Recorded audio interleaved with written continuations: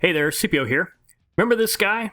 The Taro 450 Pro V2. This is the one that started it all for me. My very first real helicopter, I'll say. So I'm getting ready to do some work on this. I'm going to stretch it. And before I do that, though, one of the common things that a lot of people ask me is, you know, based on all my builds and upgrades and hop-ups, what would I do different or what would I leave the same? So here's just a quick look at the heli as it is right now. This is pretty much how I built it last year, and I've been flying it, recently this year in this condition. And I really like pretty much everything I've done to it. I will make a couple changes, though. Maybe only one change now that I think about it. But first, let's start off. Look at these Taro carbon fiber skids. You know, I like these.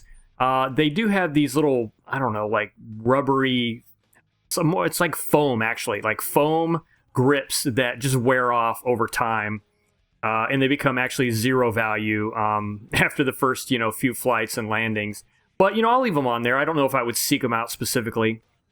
I do like the one-piece main block. I really like that. I'm going to keep that on there. Helical gear set. I'm definitely going to keep that on there. This thing is quiet like a sewing machine.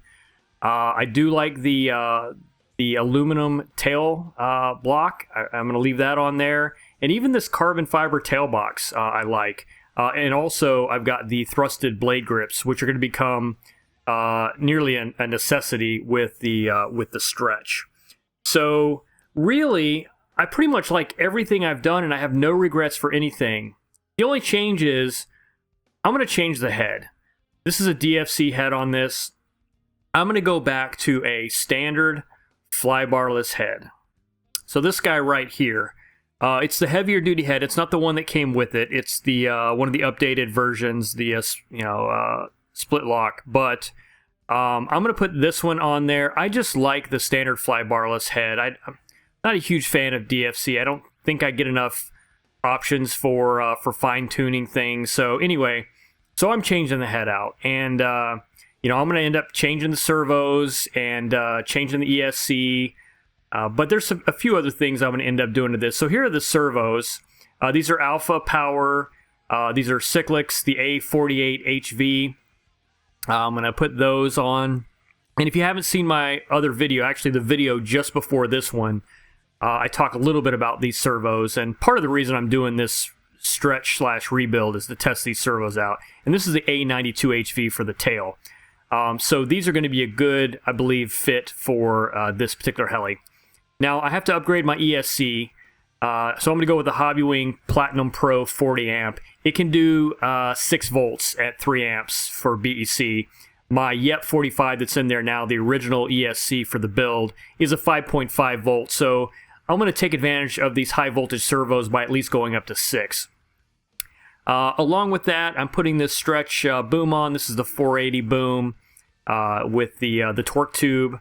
And then also, along with that, I'm going to need these blades. These are Taro 345 millimeter blades. Not a big difference from the blades I have on there now, but I'm told it actually makes a huge difference in flight. So we'll see.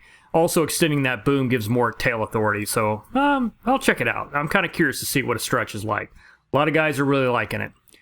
So anyway, that's it. This is, this is the old faithful, I guess. I've got the Rowbird in there. I'm going to leave it, the Rowbird on there, although I might pull it out of the body. I spent a lot of time getting this thing all concealed and hidden, and then makes it really hard to do anything like test servos or try something new. So I might just pull that out and slap it on the side. So the thing is, the longer I build, I've only been doing this for a little over a year now, almost a year and a half, the more I'm acceptable with, the unclean look for functional. So anyway, that's it. Stay tuned for more, and I'll catch you on the next one.